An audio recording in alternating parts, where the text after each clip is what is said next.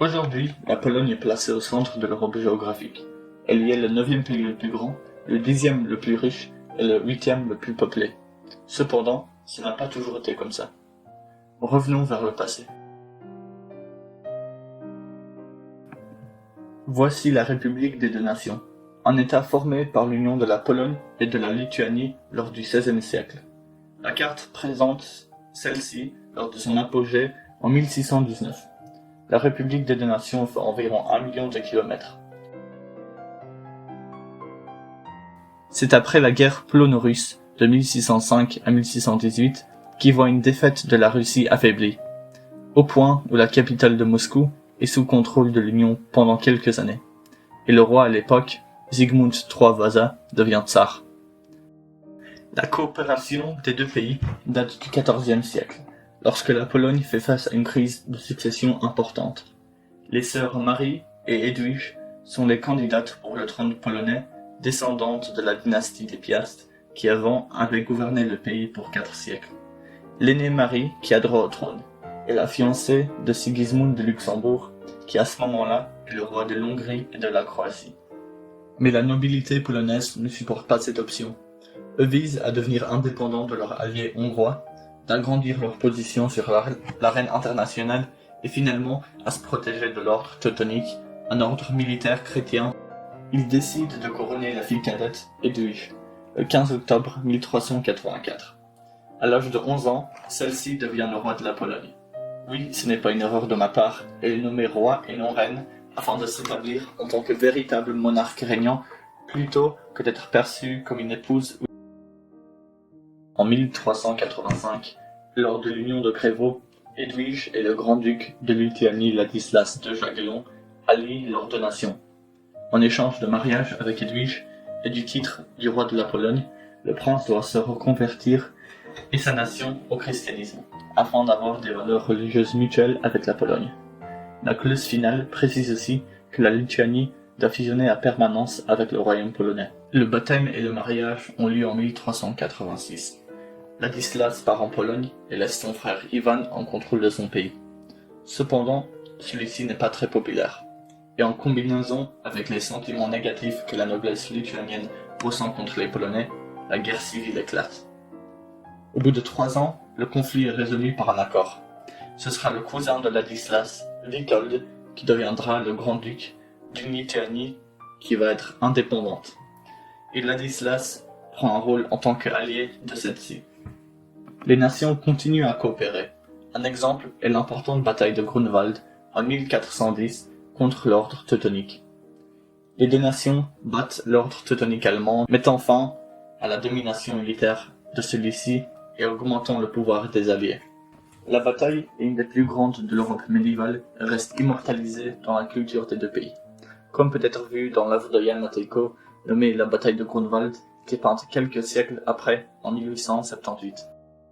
En 1569, l'union personnelle devient enfin une union réelle lors de la véritable création de la République des deux nations, sous l'œil du roi polonais Sigismund de Auguste.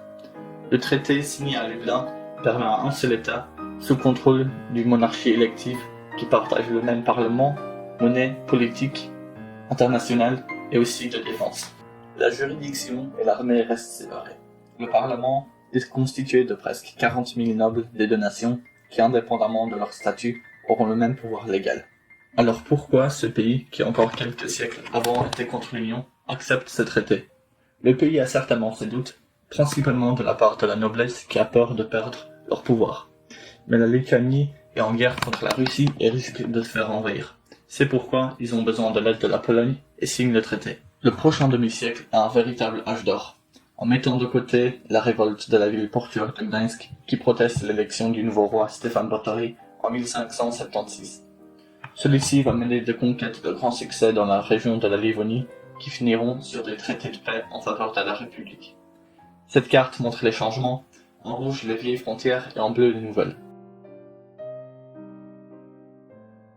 Batory est aussi un grand admirateur de l'art et va être un des éléments déclencheurs de l'art baroque en Pologne. Il ressurgira aussi comme une icône dans le XIXe siècle lors de la partition de la Pologne, retenu pour ses succès militaires. Cependant, Le roi le plus important de cet âge d'or est Sigismond III Vasa, le responsable de la conquête de la Russie. Il va profiter des troubles politiques qui se présentent lors d'une période d'interrègne pour pousser sa politique expansionniste qui, comme mentionné dans l'intro, mène à la conquête de Moscou. Si on parle de l'armée, il faut absolument mentionner les unités légendaires des hussards polonais. Cette cavalerie, dont l'origine date du Moyen-Âge, est l'élément essentiel du succès militaire polonais.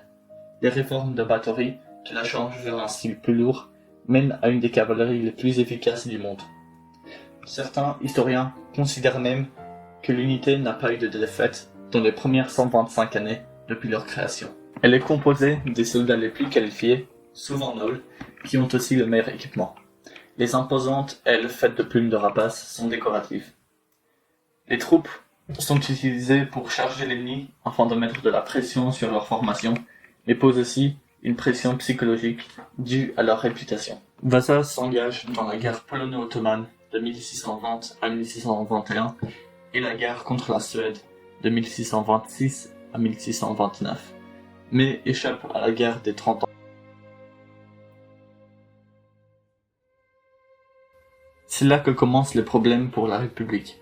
Un des éléments déclencheurs de la fin du pays est la révolution des Cosaques menée par Khmelnytsky. Cette minorité du Sud est composée de guerriers féroces.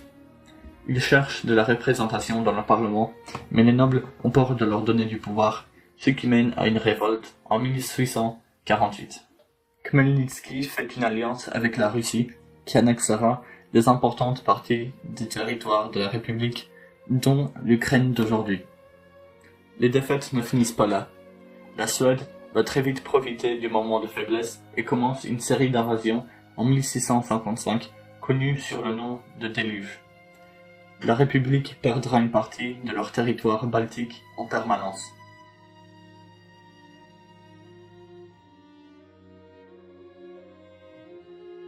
Pour quelques décennies, les fronts se stabilisent. Cependant, le roi Jean III Sobieski continue l'activité militaire. Cette fois allié avec l'empereur du Saint-Empire pour mener une guerre religieuse contre l'Empire ottoman.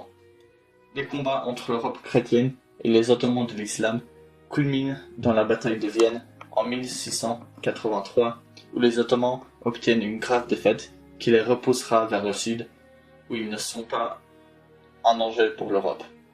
La République des deux nations gagnera le titre du rempart du christianisme pour leur combat contre cet empire. Ce sera le dernier exploit militaire de la nation. Finalement, ce sera la déstabilisation politique au sein du pays qui mènera à sa fin.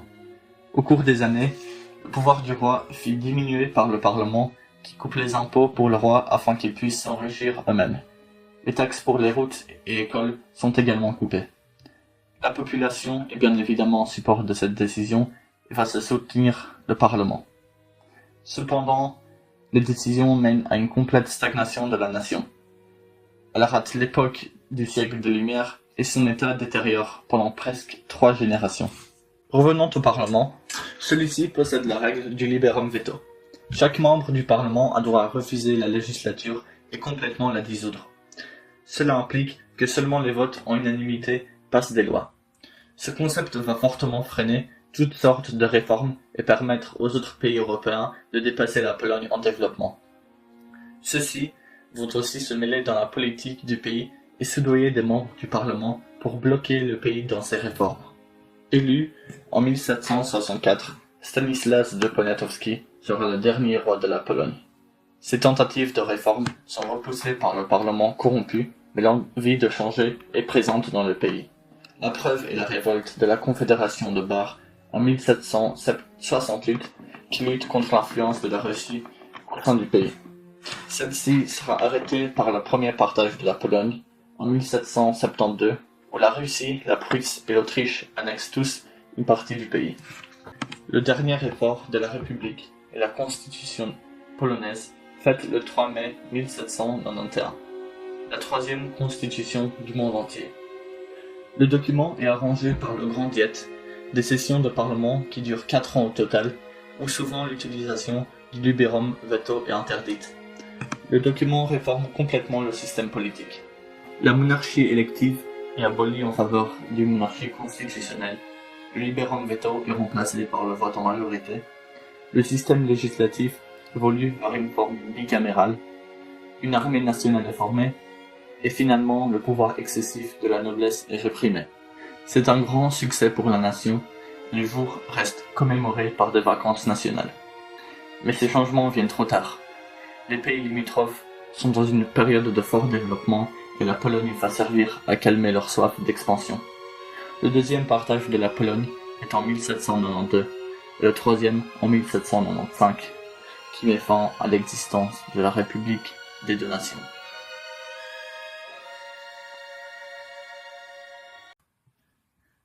Aujourd'hui, il reste plus beaucoup de traces physiques de cette époque de l'histoire polonaise, mais son influence peut être vue dans les œuvres d'art de ces temps-là. C'est pourquoi je suis allé au Musée national à Varsovie. Il y a une multitude de peintures de l'époque.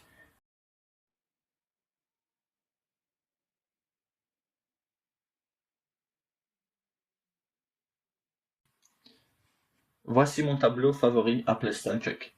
Il présente le célèbre bouffon à la cour de la Pologne, qui est assis rempli d'inquiétude sur le futur du pays, comme s'il savait ce qui arriverait à sa patrie.